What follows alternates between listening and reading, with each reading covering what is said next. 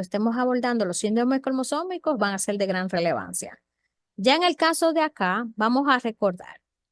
Dentro de los aspectos históricos, nuestro primer personaje a conocer fue el Carl Wilhelm von Nagel, que en 1842 identificó los cromosomas. Wilhelm von Waldeye, algunos libros dicen 1888, otros 1889, fue quien le dio nombre a los cromosomas. Hernán Jenkins, en 1891, fue quien los clasificó, los cromosomas. Walter Sutton y Theodore Boveri, en 1903, pues establecieron la teoría cromosómica de la herencia. Von Whitewater, en 1910, fue el primer personaje que estableció un número preciso de cromosomas, o sea que antes de él nadie había establecido el número de cromosomas y dio este número como 48. Theophilus Painter, 19 años más tarde, en 1929, establece que tenemos 46 cromosomas, pero por las dudas que tenía, pues tachó esa información y terminó concluyendo, a pesar de que había descubierto el número correcto, concluyó que eran 48. Quiere decir que hasta 1929, pues la cifra de cromosomas seguía errada. Hasta que llegó un indonesio llamado Joe Hinti-Hyo en 1956, utilizó una solución llamada solución hipotónica, se la aplicó al núcleo de la célula, esta hacía que se hinchara, se expandiera, estallara y él pudo cuantificar los cromosomas y concluir que tenemos 46, o sea que a partir de esta época es un número estándar y preciso de la especie humana. Ya en el caso de nuestros personajes, hay algunos personajes que se los voy a deber. Volvemos a mencionar, Carl Wilhelm von Nageli fue quien estableció cuándo se identifican los cromosomas, pero no le dio nombre. Wilhelm von Wandeye fue quien lo hizo. Walter Sutton y Theodore Boveri pues fueron quienes establecieron la teoría cromosómica de la herencia. Theophilus Painter fue el personaje que identificó los 48 cromosomas, pero antes de esto identificó que eran 46. Como tachó esa cifra, pues terminó concluyendo que eran 48, hasta que Joe Hinti-Hyo pues utilizó la solución hipotónica y concluyó que eran 46.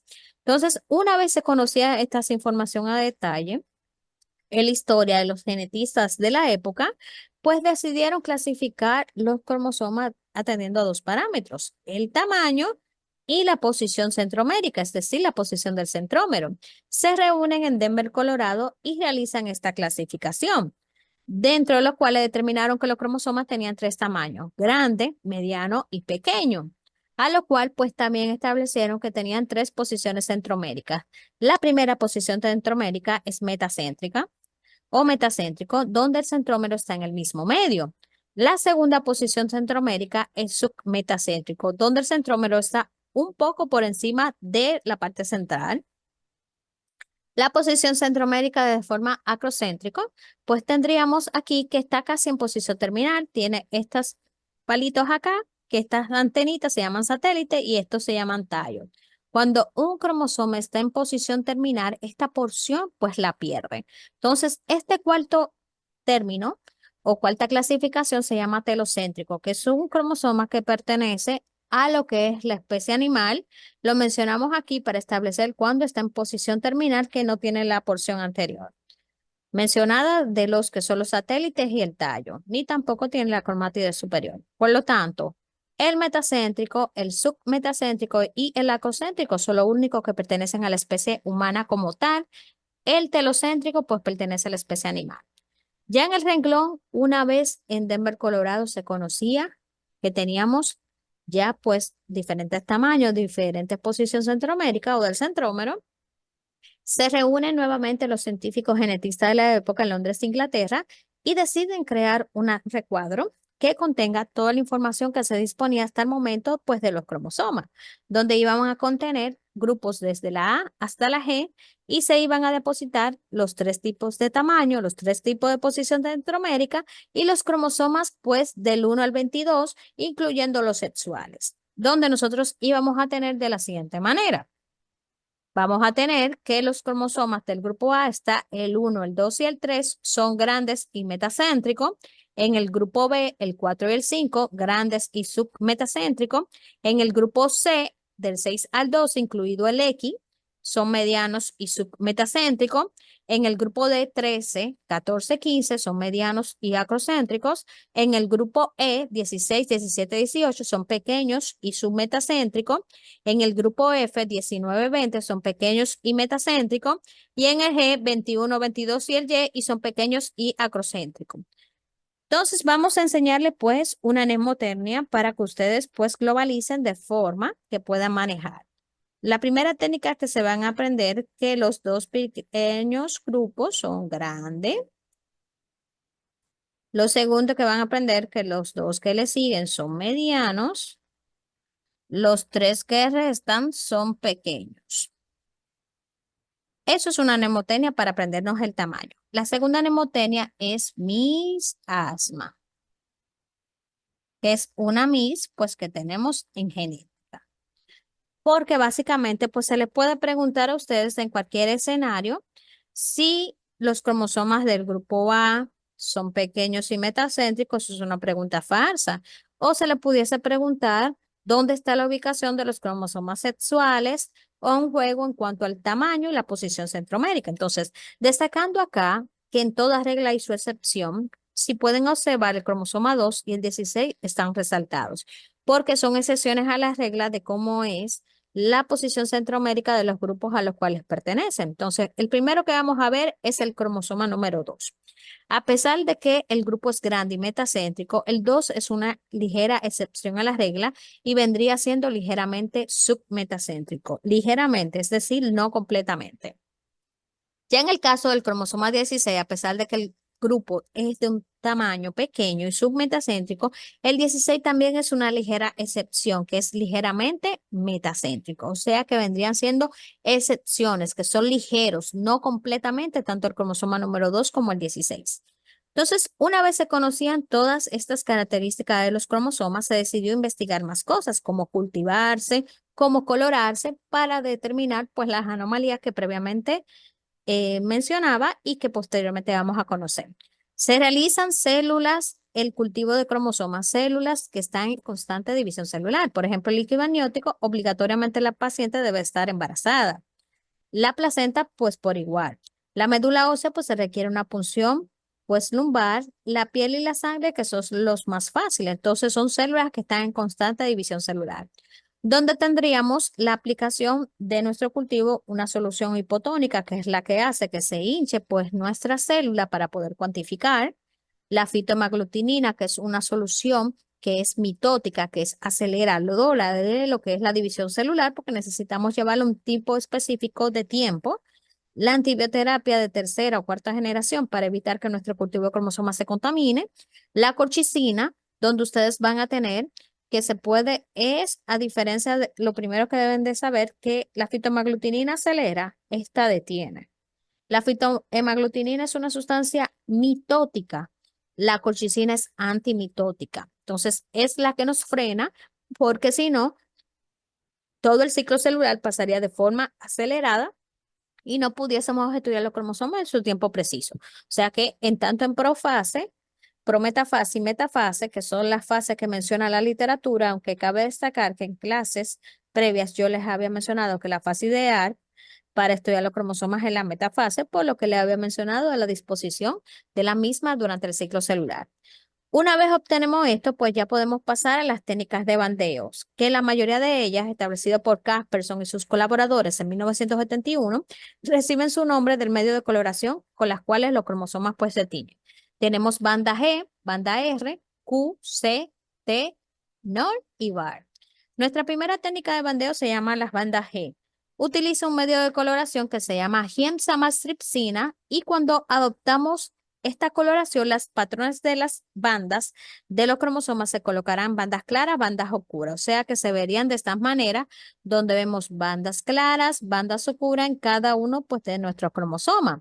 Cuando procedemos a visualizar, tendríamos esta combinación donde tendríamos estos patrones bien claros desde el cromosoma 1 hasta el 22, incluido con los sexuales, y básicamente este estudio que vemos acá es de una hembra porque tenemos dos cromosomas sexuales X, donde vemos el trazo donde se colocan bandas claras, bandas oscuras, hasta terminar con cada uno de los patrones de los cromosomas. Esto es en cuanto a la banda G.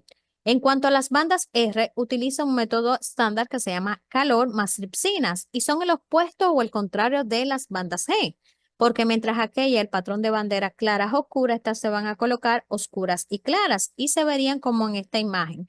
A diferencia de nuestra anterior, que empezaba con una clara, aquí empezamos con una banda oscura, una clara, una oscura, una clara, hasta terminar el patrón cromosómico donde tendríamos básicamente, pues en esta imagen, el patrón con este microscopio oscuro, donde veríamos bandas oscuras, bandas claras, bandas oscuras claras, hasta terminar pues el patrón de cromosoma. Ya en el caso del renglón de las bandas Q, utiliza un método de coloración que se llama mostaza de quinaclina y es específico para ver el cromosoma Y, que es el cual se procedería pues a identificar en este renglón. Ya en el caso de nuestra siguiente técnica de bandeo, no recibe su nombre por el medio de coloración que utiliza, sino por el área específica del cromosoma que tiene.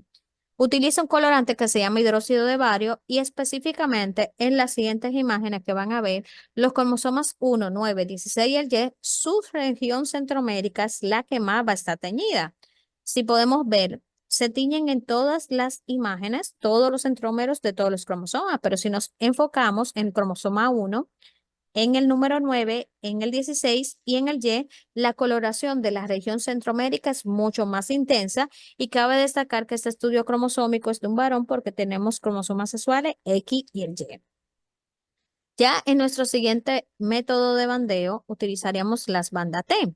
La región que tiñe es la región telomérica y el colorante que utiliza se llama naranja de acridina. Quiere decir que específicamente ustedes ven que adopta pues un patrón como si fuera una luciérnaga. Cuando tenemos anomalías cromosómicas que alteran pues las partes teloméricas de nuestros cromosomas en sentido general, pues vamos a observar cómo estas partes no van a brillar. Ya en nuestro renglón, las bandas NOR utiliza un método que se llama la plata amoniacal y se utilizará para estudiar los cromosomas ubicados en el grupo D y el G. Si recordamos, los cromosomas del grupo D eran el 13, 14 y el 15 y el 21 y el 22 para el G, no incluyendo al Y, ya que él tiene su propia banda. Y esto es lo que buscará específicamente en este plasma de estudio. Ya nuestra siguiente técnica de bandeo, BAR, significa bandeos de alta resolución y se utiliza en las etapas de profase y prometafase para identificar específicamente los cromosomas si tienen algún grado de microdeleción. Si podemos visualizar en esta imagen el cromosoma 4, el 5, el 9, el 13 tienen al lado un tipo de cromosoma como si fuera de forma digital, es porque en esta técnica de bandeo de alta resolución está identificando si el cromosoma tiene alguna alteración per se y está específicamente centrándose en esto, pero puede buscar desde el cromosoma 1 hasta el 22, incluyendo los sexuales, destacando que este estudio pues también es de una hembra. Ya con esto concluimos pues las técnicas de bandeo y repasando que las causas de anomalías cromosómicas como tal, la edad de madre, la edad del padre, las radiaciones, las tiroidopatías, los tratamientos hormonales a largo plazo y los virus, recordando que todo este renglón entraría dentro de los teratógenos que vimos en clases previas, pues pueden hacer en el traste de producir anomalías cromosómicas. Ya en el caso de nuestro tema, ya vamos a entrar en la parte más condensada de este tipo de tema que vamos a tocar en el día de hoy. Vemos las anomalías numéricas y estructurales. Todo lo que es alusivo a numérica es alusivo al número 46, ya sea que lo altera porque lo eleve o porque lo disminuya, y estructurales porque altera la estructura per se que ya también previamente vimos. Las anomalías cromosómicas numéricas únicas existentes son las euploidías, que son múltiplos de 23, y las aneuploidías, que no lo son, que no son múltiplos de 23. Las euploidías, recordar que donde sea que veamos la palabra n hace alusión a 23. Por ejemplo, la palabra diploidía, si multiplicamos 2 por n, que n es 23, nos da 46, que es el número fisiológicamente normal de la especie humana. Sin embargo, dentro de las alteraciones, pues tendríamos la triploidía, la tetraploidía y la pentaploidía. El primer escenario que vamos a ver es triploidía, donde multiplicamos 3 por n, es decir, 3 por 23 nos da 69. No es un número que es considerado fisiológico en la especie humana, donde tendremos tres vertientes. La primera es la diginia, la segunda es la diandria y la tercera la dispermia. ¿Qué es lo que pasa con cada uno de ellos? Que en cada uno de ellos vamos a tener 69 cromosomas distribuidos de la siguiente manera.